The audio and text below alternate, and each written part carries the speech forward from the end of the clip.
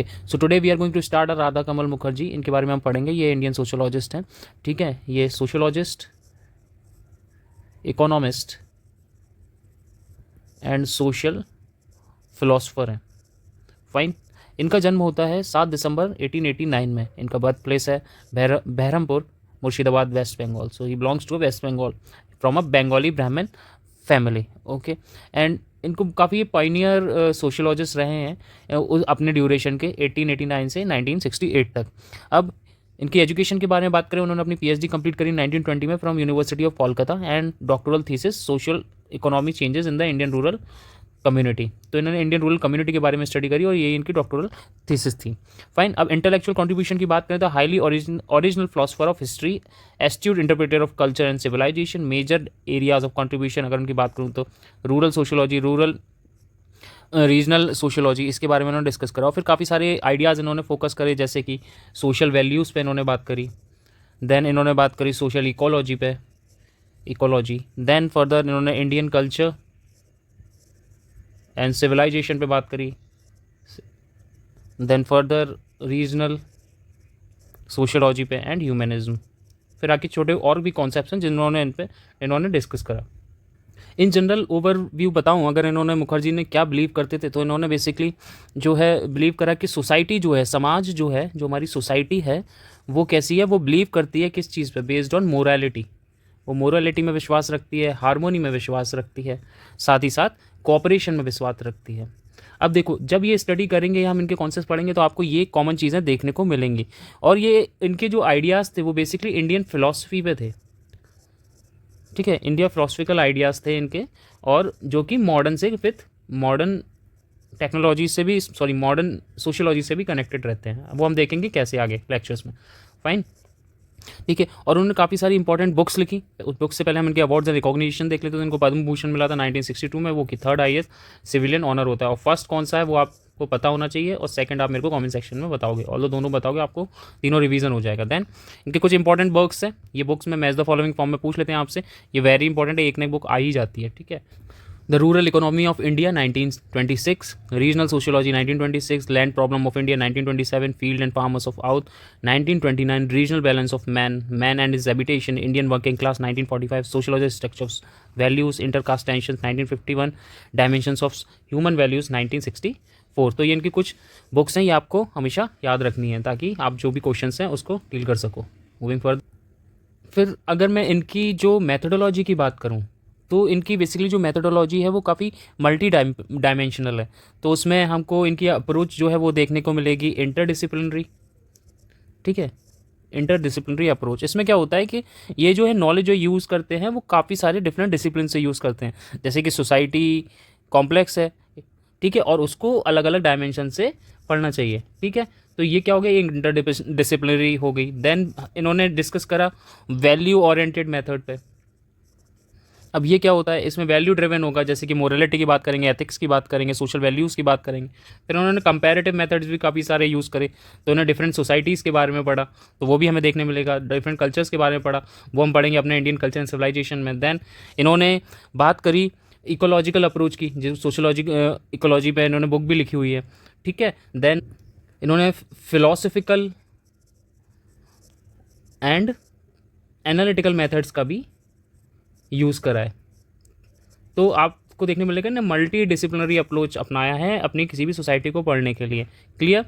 अब एक बहुत इंपॉर्टेंट चीज़, ये जो हैं राधा कमल, ये इनकी जो स्टूडेंट्स रही हैं वो कौन रही हैं, वो आप मेरे को कमेंट सेक्शन में बताओगे। इसका लेक्चर मैं ले चुका हूँ। मूविंग, अब हम डिस्कस करते हैं इनका इंपॉर्टेंट टॉपिक जो है इंडियन कल्चर एंड सिविलाइजेशन। तो ये एक इम्पॉर्टेंट जो है कॉन्सेप्ट है, हम इसको समझते हैं। देन इसमें राधा कमल मुखर्जी क्या कहते हैं। देखो, इंडियन कल्चर सिविलाइजेशन है ना, बेस्ड होता है किस आधार पर, वो बेस्ड होता है कुछ इनके 4 आइडियाज़ पे, 4 और 5 आइडियाज़ पे। पहला इनका आइडिया है मोरालिटी पे ध्यान देंगे। ये स्पिरिचुअलिटी पे भी फोकस करेंगे। स्पिरिचुअल होगी सोसाइटी, सोशल होगी सोसाइटी, ठीक है, कल्चरल पे एम्फेसाइज करेंगे, और ये वैल्यूज़ पे एम्फेसाइज करेंगे। तो ये इनके क्या है, 5 कॉन्सेप्ट्स हैं जिन्होंने, जिस तरीके से इन्होंने क्या देखा इंडियन कल्चर एंड सिविलाइजेशन को। ये आगे कहते हैं कि जो इंडियन कल्चर है वो ना बेसिकली डिपेंडेंट है कुछ फैक्टर्स पे वो एम्फेसाइज करते हैं कि जो इंडियन कल्चर है उसमें काफ़ी ज़्यादा हार्मनी देखने को मिलेगी आपको, कोऑपरेशन होगा, उसमें स्पिरिचुअलिटी भी होगी, उसमें यूनिटी होगी, उसमें डाइवर्सिटी होगी, उसमें डिफरेंट मटेरियल और मोरल लाइफ के बीच का डिफरेंस भी देखने को आपको मिलेगा। तो ये सारी जो है वो एम्फेसाइज करते हैं कि भाई जो इन सिंपल वर्ड में अगर मैं आपको समझाऊं तो वो कहते हैं कि जो इंडियन कल्चर है ना वो हमें सिखाता है कि आपस में मिलजुल के जियो विथ वैल्यूज़ हो गई या मोरालिटी हो गई या स्पिरिचुअलिटी हो गई और इसकी अंडरस्टैंडिंग। ठीक है, तो ये सब इन्होंने कोर फैक्टर्स बताए कि एक इंडियन कल्चर के बारे में।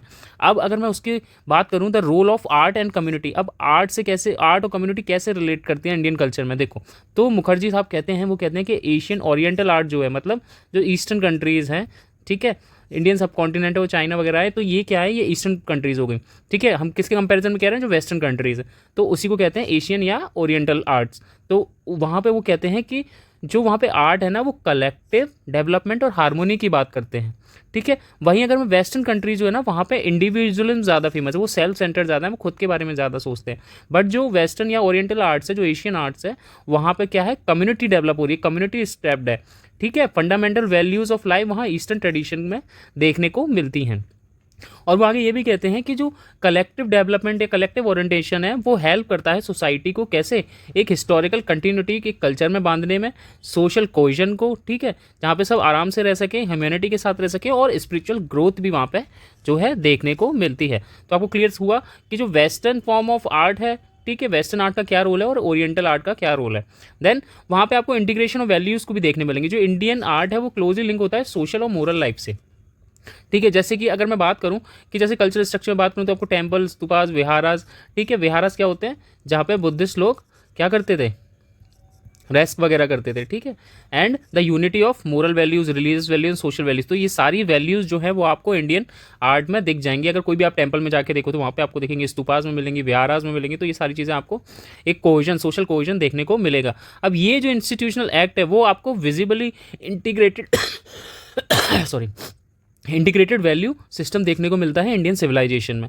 फिर ये बात करते हैं कि वहाँ पे आपको रिलीजन एंड टॉलरेंस, इन दोनों में भी सामंजस्य देखने को मिलेगा। वो फोकस करते हैं कि जैसे बहुत सारे रिलीजन थे वो आपस में वहाँ पे रह रहे हैं एक सोसाइटी में, और विदाउट एनी एग्रेशन के, non aggressive nature of the Indian religion. Clear है, इतनी क्लियर हुई। अब वहाँ के कुछ की फीचर्स को भी हाईलाइट करते हैं, जैसे कि tolerance for diversity in core values.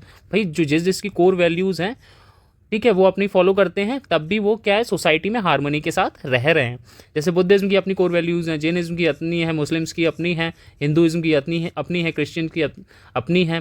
ठीक है, तो ये सबकी अपनी अपनी कोर वैल्यूज़ हैं, तब भी वो कैसे रह रहे हैं, एक सोशल हार्मनी में रह रहे हैं। Then religious system are flexible, accommodate different ethnic culture groups, तो अलग अलग एथनिक ग्रुप्स भी मिल जाएंगे, डिफरेंट कल्चर्स आपको देखने मिलेंगे, और फ्लेक्सिबल हैं ये सब नेचर में, एक दूसरे अडॉप्ट कर लेते हैं। ठीक है, वो आर्ट फॉर्म में भी दिखेगा। कैसे दिखेगा, जैसे कि जो जाली वाला सिस्टम होता था आर्ट एंड कल्चर में, या टॉम वाला होता था, ठीक है, डोम शेप में, तो ये क्या है, ये एडॉप्टेड कल्चर है। ठीक है, हमारे कुछ कल्चर एडॉप्ट करे गए हैं इधर से वेस्टर्न कंट्रीज़ में, या different among the different religions या डिफरेंट सेक्ट्स में। ठीक है, जो भी जितने भी डिफरेंट सेक्ट्स हुए, कल्ट्स हुए, तो वहाँ पे क्या है, ये सब एक दूसरे के पार्टियाँ आपस में अडॉप्ट करते रहते हैं। ठीक है, क्लियर हुआ इतना। देन फर्दर वो आर्ग्यू करते हैं कि जो इंडियन कल्चर है वो स्प्रेड पीसफुली टू रीजन्स, अलग अलग रीजन्स में स्प्रेड हुआ, जैसे Sri Lanka, south east Asia, through principle of Dharma rather than force और कन्क्वेस्ट। तो वहाँ पे ये भी बोला गया, अगर कोई अपना रिलीजन जो है वो प्रोपोगेट भी करता है, फॉर एग्जांपल अशोका के टाइम पे उसके जो लड़के थे उन्होंने प्रोपोगेट करा, है ना, कैसे करा, जो उनकी लड़की थी वो उसने लड़के ने श्रीलंका में, साउथ ईस्ट एशिया में, वहाँ पे जाके क्या करा, अपने जो है रिलीजन को प्रोपोगेट करा। कौन से रिलीजन को करा था वो मेरे को आप कमेंट सेक्शन में बताओगे। देन ऐसे ही आपको कई सारे और मिल जाएंगे, जैसे फाहियान आया, ठीक है, वहाँ से भी वो लेके आए। तो जो ईस्टर्न कंट्रीज़ है ना वो ग्रेजुअली अपने अपने क्या करते हैं, अपने रिलीजन को प्रोपोगेट भी कर सकते हैं, मतलब वहाँ पे टॉलरेंस भी है। आगे मुखर्जी कहते हैं कि जो आर्ट है वो फोर्स करती है सोशल एंड स्पिरिचुअल चेंजेस में भी। ठीक है, अब वो कैसे करती है, that is in Asia art function as a powerful medium of social and spiritual transformation. कैसे वो डिस्क्राइब करते हैं कि art as a torch bearer of change for millions and shape primarily by a strong community spirit. मतलब जो एक torch की तरह काम करती है आर्ट, जो लाखों करोड़ों लोगों के जीवन को बदल सकती है थ्रू द आर्ट। कैसे, जैसे हम टेम्पल्स में देखते हैं तो रिलीजियस हार्मोनी आपको देखने मिलेगी, सोशल वैल्यूज़ आपको देखने को मिलेंगी, ठीक है, वहाँ से सीखने को मिलेंगी। तो ये सारी चीज़ें क्या हैं, वो एज अ टॉर्च बियर का काम करती है, और ट्रेडिशन टू ट्रेडिशन या जनरेशन टू जनरेशन क्या है, वो वैल्यूज़ भी क्या होती रहती हैं, वो आगे फर्दर ट्रांसफर होती रहती हैं। ठीक है, collective orientation ensure the historical continuity of oriental culture. ठीक है, वही मैं आपको समझा रहा हूँ कि कल्चर टू कल्चर और जनरेशन टू जनरेशन वो वैल्यूज़ ट्रांसफर होती रहती हैं और वो हिस्टोरिकल कंटिन्यूटी मेंटेन करती हैं। कहाँ पे? ईस्टर्न कंट्रीज़ में या ईस्टर्न कल्चर में। इन कॉन्ट्रास्ट अब वेस्टर्न आर्टिस्टिक उसकी ट्रेडिशन की बात करूँ तो वहाँ पे मुखर्जी साहब कहते हैं कि they often guided by individualism the idea of art as an end in itself. तो वो कहते हैं कि जो वेस्टर्न कंट्रीज़ हैं वहाँ पे क्या है, इंडिविजुअलिज्म ज़्यादा प्रोपोल करता है और वहाँ पे जो आर्ट है वो इंडिविजुअल स्टेप में ही खुद को ही सेल्फ सेंटर्ड होते हैं लोग, वो वहीं तक रखते हैं उस चीज़ को फर्दर। बट जो ईस्टर्न कंट्रीज़ हो गई, ओरिएंटल कल्चर हो गया, वहाँ पे क्या है, सोशल और कल्चर कोहेजन देखने को मिलता है। क्लियर है? तो फाइनली वो कहते हैं कि जो वेस्टर्न कंट्रीज़ जो हैं, ठीक है, वहाँ पे क्या है, आपको जो सोशल कोहेजन है वो कम देखने को मिलेगा और स्पिरिचुअल डेवलपमेंट भी कम देखने को मिलेगा। वहीं ईस्टर्न कंट्रीज़ में जो सोशल कोहेजन है और जो स्पिरिचुअलिटी है वो आपको ज़्यादा देखने को मिलेगी। Clear? Then art and integration of the values in India. अब कैसे ये चीज़ को समझ में आएगी कि जो आर्ट है और इंटीग्रेशन ऑफ वैल्यूज़ है वो इंडिया को हम किस तरीके से मुखर्जी साहब देखते हैं। वो बताते हैं कि जो Mukherjee emphasise the Indian art is deeply embedded in the social and moral sphere. He pointed out the Indian numerous temples, stupas and viharas living in evidence of social connection. जैसे मैंने आपको बताया कि इंडियन की जो आर्ट्स हैं वो आपको मंदिर में, ठीक है, रिलीजियस वर्क्स में आपको, और स्तूपास हो गए, विहारास हो गए, मॉन्यूमेंट्स हो गए, तो वहाँ पे आपको ये कैसी moral values, religious social values, ठीक है, ये सारी चीज़ें आपको देखने को मिलेंगी। क्लियर है? तो वो फाइनली ये कहते हैं कि इंडिया जो है वो, या इंडिया जो ईस्टर्न कंट्रीज़ हैं वो क्या है, आइसोलेटेड नहीं है, rather than permanent part of social interaction. वहाँ पे हमेशा सोशल इंटरेक्शन और पीपल के एस्पिरेशंस देखने को मिलते हैं। और वो यहाँ पे ये भी डेमोन्स्ट्रेट करते हैं कि जो एक्टिव रिलेशंस है between artistic creativity and concrete social life. मतलब जो आर्टिस्ट है उसकी जो क्रिएटिविटी है और जो सोशल लाइफ है वो आपस में एक एक्टिव रिलेशनशिप बनाते हैं। क्लियर? देन वो सिमिलर बात वहाँ पे फिर कहते हैं कि वो कहते हैं कि जो सोसाइटी है वो नॉन एग्रेसिव है, नेचर जो भी इंडियन रिलीजन्स हैं, ठीक है, वहाँ पे नॉन एग्रेसिव है, वहाँ पे सब कैसे रहते हैं, हारमोनी में रहते हैं। क्लियर है? सोशल कोहेजन मेंटेन हो के रखा रहता है वहाँ पे, जैसे कि हिंदुइज्म रह रहा है, बुद्धिज्म, जैनिज्म में। ठीक है, की फीचर ट्रेडिशन इंक्लूड्स, अब कौन कौन से फीचर्स हो गए, वो हो गए कि strong spirit of tolerance toward diversity देखने को मिलेगी, फ्लेक्सिबल रिलीजियस कोड्स देखने को मिलेंगे, ethnic and culture variation, emphasis on ultimate truth rather than rigid belief. ठीक है, मतलब आपको रिजिड बिलीफ नहीं मिलेगा, ओपन एंडेड रहेंगे, you can discuss rationally thought process देखने को मिलेगा, स्पिरिट ऑफ टॉलरेंस, एक दूसरे के प्रति अलग डाइवर्सिटी है तो टॉलरेंस भी आपको देखने को मिलेगा, फ्लेक्सिबल रिलीजियस कोड रहेंगे, भाई जिसको जो फॉलो करना है वो भी कर सकता है। क्लियर है? Next we will discuss the theory of society. तो अब देखो, वो जो राधा कमल मुखर्जी साहब हैं वो ये कहते हैं कि वो एम्फेसाइज करते हैं कि interdisciplinary approach to understand human life. तो वो क्या करते हैं, वो समझने की कोशिश करते हैं ह्यूमन लाइफ को कैसे, इंटरडिसिप्लिनरी या इंटरडिसिप्लिनरी अप्रोच को देख के। अब वो कैसी होती है अप्रोच, मैंने अभी आपको बताया था। तो जो इंटरडिसिप्लिनरी अप्रोच होती है वो होती है कि मान लो सोसाइटी को हम पढ़ रहे हैं, वो डिफरेंट एंगल से पढ़ने की कोशिश कर रहे हैं, ना कि सिर्फ एक सिंगल पर्सपेक्टिव से। ठीक है, he sought to develop a general theory that would break the barriers between the physical science and other related personal expect. So वो आगे कहते हैं कि to achieve is vision Mukherjee propose that breaking barriers, उसमें breaking barriers में बताते हैं कि removing the divide between physical and natural science and the science concern with the social and psychological aspect of man. So अगर मैं आपको इसको simple words में बताऊं तो देखो, सिंपल सी बात वो ये कहना चाह रहे हैं कि जो ह्यूमन लाइफ है ना वो सिर्फ अंडरस्टूड आप ऐसे ही नहीं कर सकते कि आपने सिर्फ ना नेचुरल साइंस पढ़ लिया हो, ठीक है, या फिर सोसाइटी आपने पढ़ ली हो अलग से। ठीक है, नेचुरल साइंस पढ़ के आप सोसाइटी पढ़ रहे हो, नॉर्मल आपने सोसाइटी पढ़ ली हो, नहीं। वो सिंपल ये कह रहे हैं कि इन दोनों के बीच की जो वॉल है, जो बैरियर है, वो हमें रिमूव करना है। जैसे कि मैं सिर्फ फिजिकल या नेचुरल साइंस पढ़ रहा हूँ तो मैं बायोलॉजी पढ़ के सोसाइटी को समझ लूँ, एनवायरनमेंट पढ़ के समझ लूँ, या ज्योग्राफी या जो भी एटसेट्रा जो भी है, ठीक है, या फिर मैं नेचुरल साइंस के सब्जेक्ट हो गए, या फिर मैं सोशल साइंस के सब्जेक्ट पढ़ के कर लूँ, सोशियोलॉजी, साइकोलॉजी, इकोनॉमिक्स। नहीं, वो ये कहते हैं दोनों की बैरियर आपको रिमूव करने, और आपको जो समाज है, सोशल लाइफ है या ह्यूमन लाइफ है, वो जो है आपको इन दोनों से अफेक्ट करती है। आपको इसको अलग तरीके से समझना होगा और आपको एम्फेसाइज करना होगा बोथ नेचुरल साइंस और सोशल साइंस को ध्यान में रखते हुए। ठीक है, फिर ये फर्दर कहते हैं कि interdisciplinary interaction avoiding the strict division between social science, economics, psychology, sociology to allow for the continuation mutual exchange of idea. This is necessary to fully appreciate the personal human personality and its interaction with both natural and social science. देखो, और मैं अगर आपको simple में एक example से समझाता हूँ इसको, एग्जांपल्स में, कि मानो एक किसान है, एक फार्मर है, ठीक है। अगर मेरे को उसकी लाइफ के बारे में जानना है तो मैं उसको कैसे पढ़ूंगा? अगर मैं साइंस की हेल्प लूँ तो मैं रेनफॉल से उसका इम्पैक्ट समझूंगा, सॉइल से उसका इम्पैक्ट समझूंगा, क्लाइमेट से, जो कि नेचुरल साइंस के पार्ट है।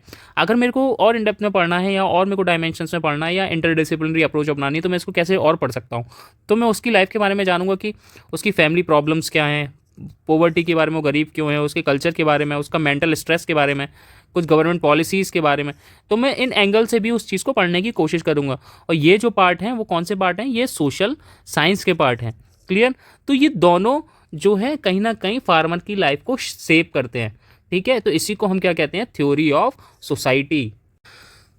तो आप सिंपल सा क्या याद रखोगे? आप याद रखोगे कि भाई थ्योरी ऑफ सोसाइटी में हमें क्या करना है? हमें नेचुरल साइंस और जो सोशल साइंस है उसके बीच की दीवार को हटाना है और इंटरडिसिप्लिनरी अप्रोच अपना के ह्यूमन लाइफ के बारे में पढ़ना है। क्लियर है? अब आगे बढ़ते हैं। अब उन्होंने 3 डायमेंशंस दिए सोसाइटी के, वो क्या है?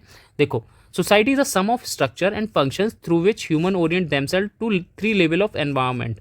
क्लियर? सो राधा कमल मुखर्जी यहाँ पे कहते हैं कि जो सोसाइटी है, ठीक है, जो सोसाइटी है वो जो है एक सिस्टम है जहाँ पे लोग क्या कर रहे हैं? वो एक एक साथ में रह रहे हैं और एडजस्ट कर रहे हैं। आपस में क्या कर रहे हैं? एडजस्ट कर रहे हैं, ठीक है। अब कैसे एडजस्ट कर रहे हैं? वो डिफरेंट टाइप ऑफ एनवायरनमेंट में, ठीक है। तो सिंपल सा कहने का मतलब ये है कि जो सोसाइटी है वो एक सिस्टम है जहाँ पे लोग आपस में रह रहे हैं और वो एडजस्ट कर रहे हैं एक दूसरे के साथ। अब वो एक दूसरे के साथ कैसे एडजस्ट कर रहे हैं? As per different type of environment में। वो कौन से हैं डिफरेंट लेवल्स या different type of environments? Ecologic, psycho social and moral. तो वो आगे ये कहते हैं कि दो these society satisfy the basic needs of subsistence, status and values fulfilment. तो सोसाइटी जो है इस चीज़, इन तीनों को ध्यान में रखते हुए क्या करती है? अपनी बेसिक नीड्स को, गुजर बसर वाली ज़िंदगी मतलब सब्सिस्टेंस, स्टेटस को एंड वैल्यूज़ फुलफिलमेंट करती है। क्लियर हुए? अगर आपको और इन डेप्थ में मैं समझाऊँ तो इकोलॉजिक में हो गया कि जैसे लैंड, वाटर, ठीक है, क्लाइमेट, फॉरेस्ट, एनिमल। तो humans are dependent on this. अब किस लिए डिपेंडेंट है? फूड हो गया, ठीक है, शेल्टर के लिए, अपने सर्वाइवल के लिए बेसिकली, है ना। तो इकोलॉजिकल फैक्टर हो गया। अब इसी के अकॉर्डिंग तो लोग क्या करते हैं? अपना जो है एडजस्टमेंट देखते हैं, ठीक है, एक साथ रहते हैं, ठीक है। अब मैं जैसे मैंने अभी यहाँ पे फार्मर की बात करी थी, तो फार्मर किस पे डिपेंड करता है? रेन पे, फर्टाइल सॉइल पे। तो उसका जो एडजस्टमेंट होगा वो उसके अकॉर्डिंग होगा। तो वहाँ पे जो भी कम्युनिटी रह रही होगी तो उसके साथ वहाँ पे उसका एडजस्टमेंट होगा। तो इसीलिए जो राधा कमल मुखर्जी साहब कह रहे हैं वो कह रहे हैं कि सम ऑफ सोशल स्ट्रक्चर है, फंक्शंस हैं जहाँ पे लोग आपस में रह रहे हैं। अब वो किस वजह से रह रहे हैं? वो इन 3 पैरामीटर्स के लिए रह रहे हैं जहाँ पे ये मैच हो जाएंगे। क्लियर? अगर मैं साइको सोशल की बात करूँ तो वहाँ पे फैमिली, फ्रेंड्स, सोसाइटी है, इमोशंस हैं, कुछ कल्चर्स हैं, रिलेशनशिप है, जहाँ पे उनको लव, रिस्पेक्ट, कम्युनिकेशन, ये सारी चीज़ें, सोशल स्टेटस देखने को मिलता है, ठीक है। अगर मैं सिंपल बात करूँ तो एक स्टूडेंट है तो वो अपने दोस्तों को देखेगा, अपना अप्रिशिएशन देखेगा, कहाँ पे उसको मिल रहा है वहीं पे तो रहेगा। साथ में उसकी जो स्कूलिंग है, ठीक है, तो वो सारी चीज़ें एक हो गया कि उसका साइको सोशल एक कम्युनिटी टाइप की बन गई। Then moral environment. अब मोरल एनवायरनमेंट में कैसे कि क्या सही है क्या गलत है, मतलब उसकी जो वैल्यूज़ है, एथिक्स, उसको जो है गाइड करते हैं, उसके ह्यूमन बिहेवियर को गाइड करते हैं, ठीक है। तो वो भी एक फैक्टर है।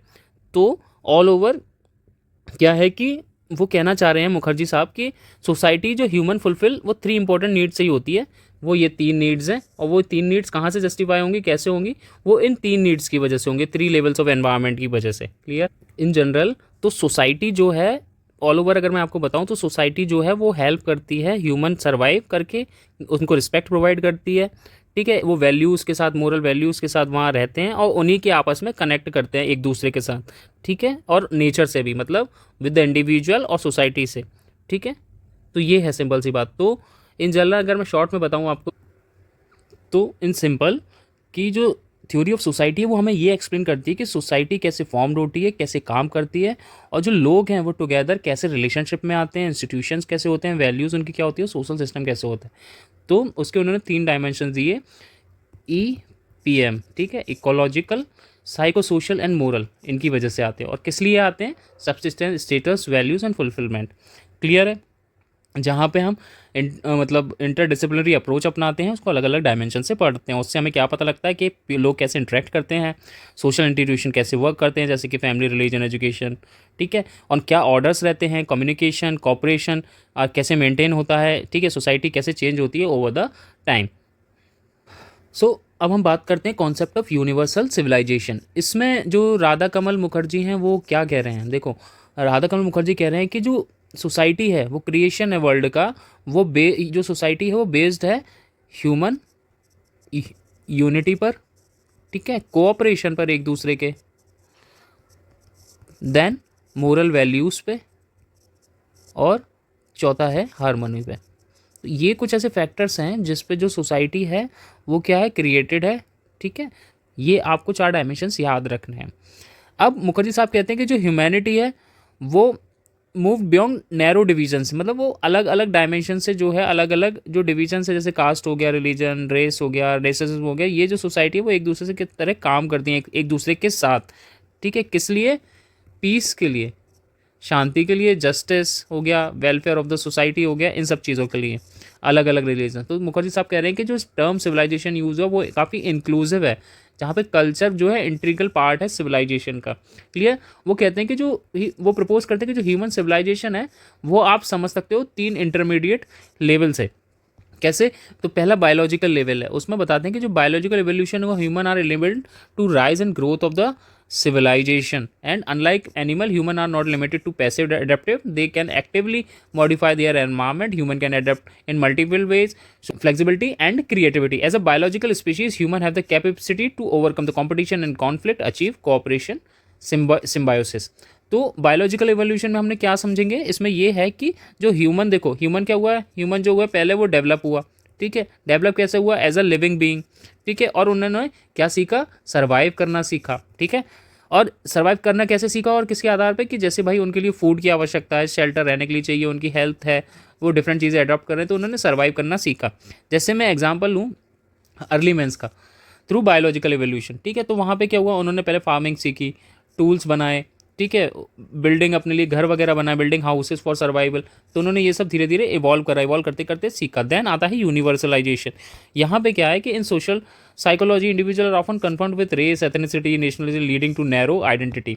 ह्यूमन में become prisoners of their ego, small self shared by limited group identity. However, Mukherjee argued that human has the ability to transcend narrow sentiment and achieve universalism. फिर उन्होंने सेकंड स्टेप में बताया universalization. तो आपने जो first में देखा biological evolution में, पहले तो उन्होंने शेल्टर, फूड, रहना, ये इसके साथ अपनी चीज़ें अडॉप्ट करना सीखा। फिर यूनिवर्सलाइजेशन में उन्होंने बताया कि जो लोग हैं, पीपल जो हैं, वो स्लोली स्मॉल ग्रुप से कैसे कनेक्ट होने, स्मॉल ग्रुप से क्या हुआ, कनेक्ट करने लगे, और विथ लार्जर, धीरे धीरे किसमें, लार्जर ह्यूमैनिटी या कम्युनिटी में जो है कॉपरेशन होने लगा, उनका ट्रेड, साइंस, कल्चर और कम्युनिकेशन ये आपस में क्या होने लगा, इंटरेक्ट होने लगा, है ना। तो धीरे से यूनिवर्सलाइजेशन होगा, यूनिवर्स की तरफ, मतलब एक्सपैंड होने लगे अपने कल्चर, ट्रेड, साइंस और इनके सबके कम्युनिकेशन के माध्यम से। अब अगर मैं आज की बात करूँ, today people are different in अलग अलग कंट्रीज़ में हैं, इंटरनेट के थ्रू कनेक्टेड हैं, लोग यहाँ से माइग्रेट होकर स्टडी करने अब्रॉड जा रहे हैं, ग्लोबल ट्रेड्स हो रहे हैं, वह एक साथ काम कर रहे हैं, ठीक है। तो ये सारी चीज़ें क्या है, ये यूनिवर्सलाइजेशन ही तो हो रहा है, ठीक है। और इसकी वजह से मुखर्जी साहब बोलते हैं कि क्या हो रहा है, जो उनके सेंटीमेंट्स हैं, ठीक है, काफ़ी ट्रांसेंड नैरो सेंटीमेंट्स और अचीव यूनिवर्सलाइजेशन, मतलब जो उनके तुच्छ छोटे छोटे हल्के बुल्के जो सेंटीमेंट्स थे, जैसे कि मानो कि पहले सीज पार करना सही नहीं माना जाता था, ठीक है, एज अ सिन माना जाता था, ठीक है, बट उसके बाद लोगों ने जब ये जो नैरो सेंटीमेंट्स हैं उनको अवॉइड करके ग्लोबली क्या हुआ, कनेक्ट हुए, यूनिवर्सलाइज हुए, ठीक है। Universalism means identify oneself as a part of a larger collective, मतलब बहुत लार्जर ग्रुप का पार्ट मानते हैं थ्रू इन यूनिवर्सलाइजेशन। जैसे कि द नेशन, एक नेशन की बात करो तो वो क्या है, यूनिवर्सलाइजेशन के अंदर ही आइडेंटिफाई होता है। और ह्यूमैनिटी एज अ मानवता, हम पूरे सबकी बात करते हैं, ना कि सिर्फ एक इंडिया के एक छोटे से पार्ट की। और उन्होंने क्रिटिसाइज करा रिलेटिविज्म को, the idea that value different completely across societies as an inadequate. तो उन्होंने रिलेटिविज्म को भी क्या करा, अपोज करा। उन्होंने किस पे फोकस करा, उन्होंने यूनिवर्सलिज्म पे फोकस करा, क्लियर है। Instead he supported moral universalism, जिसमें उन्होंने एम्फेसाइज करा कि भाई वननेस, एकाग्रत होना चाहिए ह्यूमन काइंड में, मानवता में एकीकरण होना चाहिए। Encourage individualism to act as a free moral agent, और इंडिविजुअलिज्म पे भी उन्होंने फोकस करा, लेकिन एज अ खुद का फ्री मोरल एजेंट की तरह। एंड उन्होंने रिकॉग्नाइज करा ह्यूमन वैल्यूज़ को, ठीक है, ना कि बियॉन्ड डिवीजन, मतलब उनमें डिविजन्स नहीं होने चाहिए, लेकिन ह्यूमन वैल्यूज़ पे उन्होंने एम्फेसाइज करा।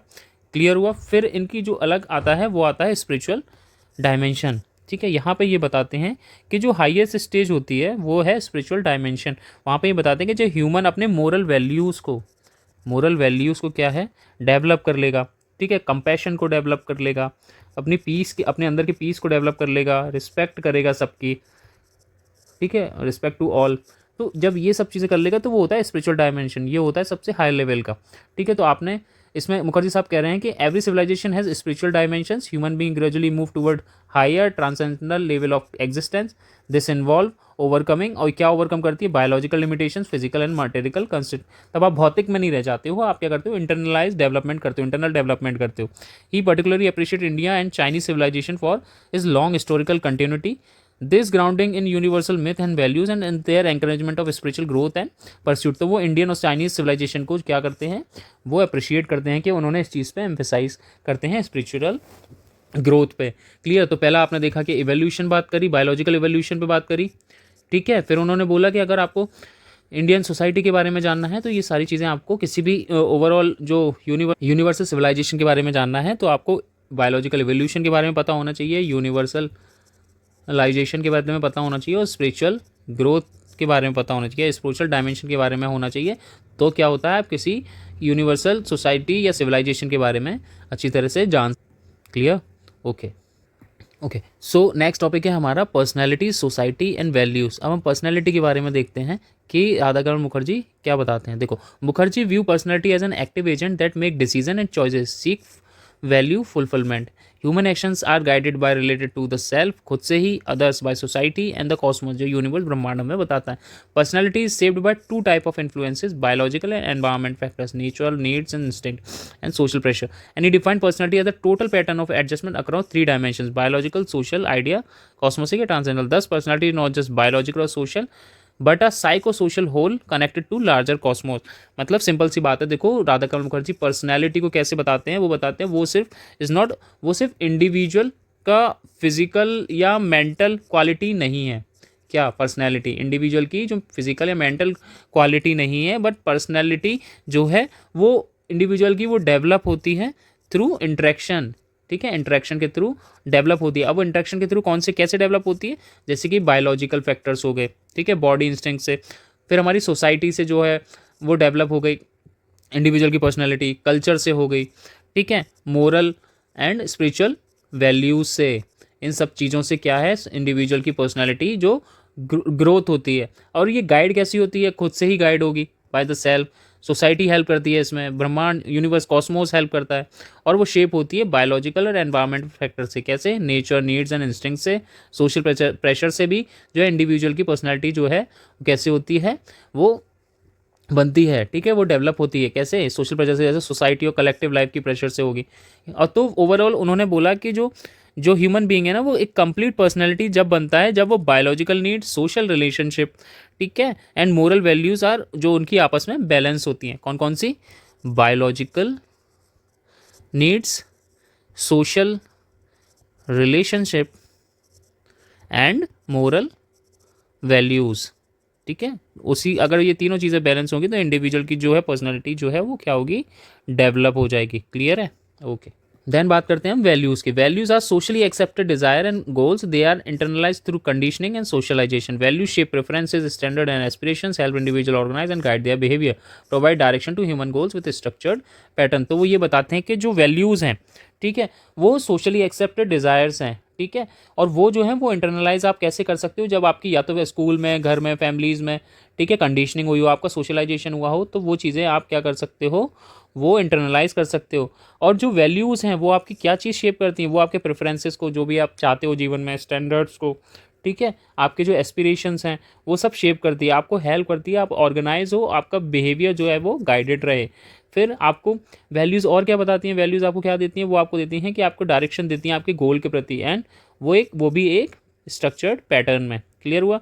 फिर कुछ अर्बन सोशल प्रॉब्लम्स हैं, तो मुखर्जी ने बताया कि जो an advance approach to understand the problem of the working classes urban areas, ठीक है, उन्होंने बताया कि जो एडवांस अप्रोच किस चीज़ को समझने के लिए, जो प्रॉब्लम जो वर्किंग क्लास में, अर्बन एरियाज़ में, उन्होंने बताया कि जो इंडस्ट्रियलाइजेशन हुआ इंडिया में over the decades has brought together people from diverse religions and language.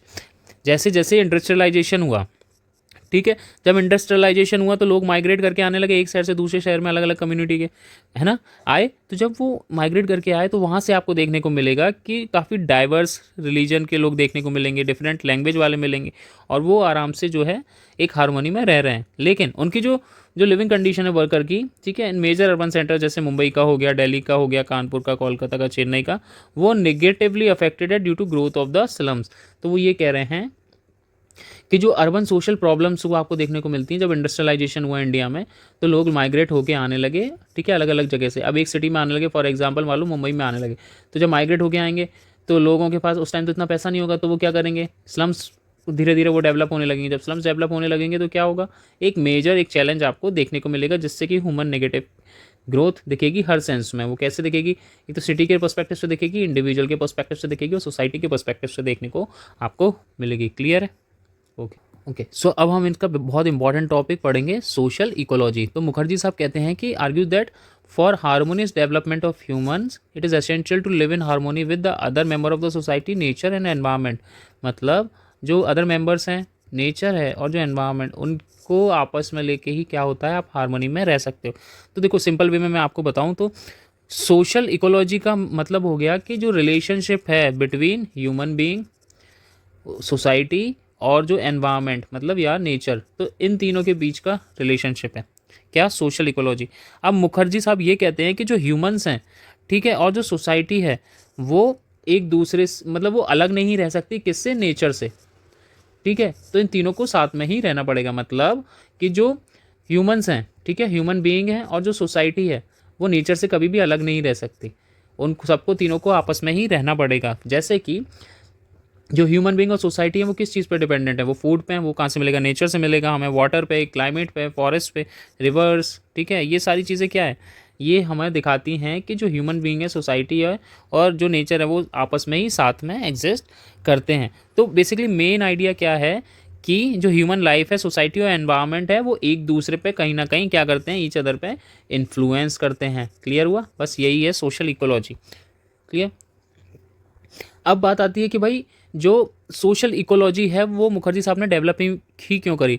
तो उन्होंने एक्चुअली ऑब्जर्व करा था कि जो डिफरेंट एनवायरनमेंट है ना, वो डिफरेंट लाइफ स्टाइल को बताता है ना। जैसे फॉर एग्जांपल मैं कश्मीर में जाऊँ तो वहाँ का जो लाइफ स्टाइल होगी वो अलग होगी इन कंपैरिजन टू जो साउथ में रह रहा है या वेस्ट इंडिया में रह रहा है ना। तो वो चीज़ उन्होंने ऑब्जर्व करी। सोशल प्रॉब्लम्स भी आपको जो देखने को मिलेंगी वो अलग अलग देखने को मिलेंगी। अब जो जम्मू कश्मीर में सोशल प्रॉब्लम्स होंगी और वो अलग होंगी, और जो वेस्टर्न इंडिया में या डाउन साउथ में जो होंगी वो अलग होंगी। मतलब जो सोसाइटी और एनवायरनमेंट है वो बैलेंस रहना चाहिए एक दूसरे के प्रति, तभी सोसाइटी एग्जिस्ट भी करती है। और वो बिलीव करते हैं कि जो मॉडर्न सोसाइटी है वो काफ़ी ज़्यादा मटेरियलिस्टिक होती जा रही है, ठीक है, और वो नेचर को क्या है इसकी वजह से एक्सप्लॉइट भी कर रही है। तो वो बैलेंस अब रह नहीं रहा, इसलिए सोसाइटी जो है क्या हो रही है, काफ़ी सोशल इकोलॉजिकल हमारा क्या हो रहा है, डिसबैलेंस हो रहा है। तो उसी की वजह से काफ़ी सारे चैलेंजेस आ रहे हैं, जैसे climate change, pollution, deforestation, water crisis, ये सारे क्या है, ये चैलेंजेस आ रहे हैं। क्लियर है? अब इसी में ये बताते हैं कि तीन जो सोसाइटी है, इन्होंने चैलेंज बता दिए, तो उन्होंने ये भी बताया कि एक हेल्दी सोसाइटी के लिए क्या करना चाहिए। उन्होंने ये बोला हेल्दी सोसाइटी के लिए कि जो इकोलॉजिकल या एनवायरनमेंट जो है वो बैलेंस होना चाहिए, लोगों की मोरल रिस्पॉन्सिबिलिटी होना चाहिए, तीसरा क्या होना चाहिए, जो कंट्रोल्ड यूज़ ऑफ रिसोर्सेज होना चाहिए। मतलब ये नहीं कि आप एकदम एक्सप्लॉइट करे जा रहे हो हर चीज़ों को, ठीक है। अगर ये तीनों चीज़ें आप बैलेंस नहीं करोगे तो आपको डिज़ास्टर देखने को मिलेगा, वो और वो इंक्रीज़ भी हो जाएंगे, इनइक्वालिटी भी काफ़ी ज़्यादा वो राइज कर जाएगी, और जो हेल्थ प्रॉब्लम्स हैं वो भी एक्सपोनेंशियली स्प्रेड होंगी। क्लियर है? तो ये चीज़ें हो गई। तो इकोलॉजिकल आपको समझ में आ गया होगा। नेक्स्ट टॉपिक है हमारा scope of human ecology, regional sociology 1926। So basically जो रीजनल सोशियोलॉजी 1926 में वो राधा कमल द्वारा बुक लिखी गई है, और उन्होंने बेसिकली बताया कि जो रिलेशनशिप है ह्यूमन इकोलॉजी का वो उन्होंने पढ़ा है। वो रिलेशनशिप किस किस के बीच में, मैंने आपको पहले भी बताया, ह्यूमंस, सोसाइटी और एनवायरनमेंट के बीच में। क्लियर? इन तीनों के बीच में जो है रिलेशन है, एक दूसरे को वो इन्फ्लुएंस करते हैं। अब उसमें ये बताते हैं कि जो भाई जो रिसोर्सेज हैं, जो लैंड, रिवर्स, फॉरेस्ट वगैरह हैं, और जो पॉपुलेशन है वो एक दूसरे को कैसे इन्फ्लुएंस करती है, ठीक है, और उससे क्या इम्पैक्ट पड़ता है ह्यूमन लाइफ पर और सोशल जो भी ऑर्गेनाइजेशंस हैं उस पर, सोशल ऑर्गेनाइजेशन की, ठीक है। तो यहाँ पे यही लिखा है कि human ecology is a concise study of complex transactional relationship between human being and their environment. अब नेचर ऑफ रिलेशनशिप की बात करूँ तो relationship is interactive and two way, मतलब ट्रांसैक्शनल है, clear. Humans adapt to the environment, also modify and transform its according to their needs. यही तो हो रहा है ना। ह्यूमन क्या करता है, एनवायरनमेंट को अडॉप्ट करता है या मॉडिफाई भी कर लेता है अपने अकॉर्डिंग, क्लियर। जैसे इसका सबसे अच्छा एग्जांपल है कि क्लाउड सीडिंग करके आप आर्टिफिशियल रेन कराते हो, ठीक है, तो वो अपने अकॉर्डिंग क्या हो गया, चेंज कर रहा है एनवायरनमेंट को। Environment in turn influence and limit human activities.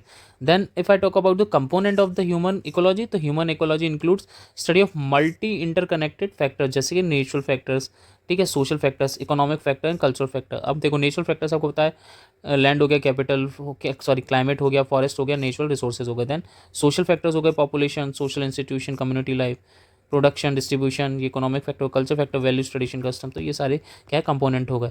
Ecological reasons, all these factors together form a ecological region. ये जो एक साथ जो ये सारे फैक्टर्स जो हैं एक साथ अगर होते हैं तो हम उसे कहते हैं इकोलॉजिकल रीजंस, ऑल दिस इसको टुगेदर करके, ठीक है। Then life is a region developed through continuous interaction and adjustment between humans and environment, and there are certain dynamic and natural changes. जैसे ह्यूमन एनवायरनमेंट रिलेशन वो static नहीं होता, वो constantly change होता है। उससे क्या होता है, process like industrialisation, urbanisation, technological development can distribute to ecological balance, clear है। अब कुछ इसकी प्रॉब्लम्स और इम्बैलेंस हैं। वो इम्बैलेंस क्या है कि डिस्ट्रीब्यूशन इन बैलेंस में lead to environmental degradation, resource depletion, social disorganization. मतलब अगर डिस्टर्बेंस होगा तो ये तीनों इश्यूज क्रिएट होंगे। एम क्या है ह्यूमन इकोलॉजी का, to understand the interaction between human and environment, इन दोनों के बीच का आपस में संबंध समझना। To promote balance and harmony between society और नेचर, इन दोनों के बीच में हार्मनी मेंटेन करना सोसाइटी और नेचर के बीच। To ensure sustainable development, clear है, ओके। सो ये हमारा क्या था, ह्यूमन इकोलॉजी के बारे में, क्लियर है, इतना क्लियर हुआ, ओके। आगे बढ़ते हैं। सो हम मुखर्जी साहब की क्रिटिसिज्म देख लेते हैं कुछ।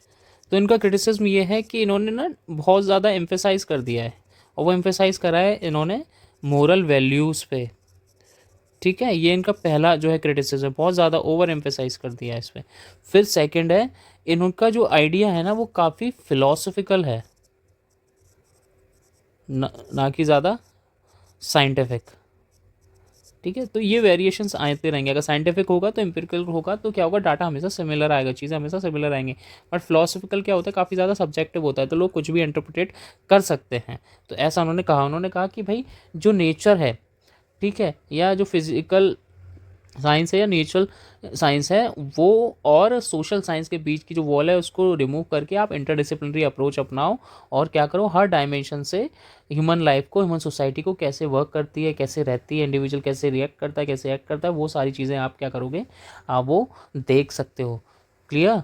सो ये हमारा लेक्चर था राधा कमल मुखर्जी पे, ठीक है। इसके बाद हम अपना एक थिंकर और लेके आएंगे जो बहुत इंपॉर्टेंट है, इंडियन थिंकर, ठीक है। बाकी थिंकर्स फिर हमारे सारे कंप्लीट हो जाएंगे। फिर हम पढ़ेंगे PYQs के जितने भी थिंकर्स हैं उन सबको पढ़ेंगे, उनका ओवरव्यू लेंगे। तो कोशिश करेंगे हम एक चैप्टर में जल्दी जल्दी 5 थिंकर पढ़ लें। तो आपके जितने भी आज तक के 20 ईयर्स में जितने भी आए हैं, या 10 ईयर्स में जितने भी आए हैं, जितने में से पॉसिबल होंगे, मैं वो सारे निकालूंगा और वो हम पढ़ लेंगे, और उन पर जो जो क्वेश्चन आए वो भी हम सॉल्व करेंगे PYQ में, ठीक है।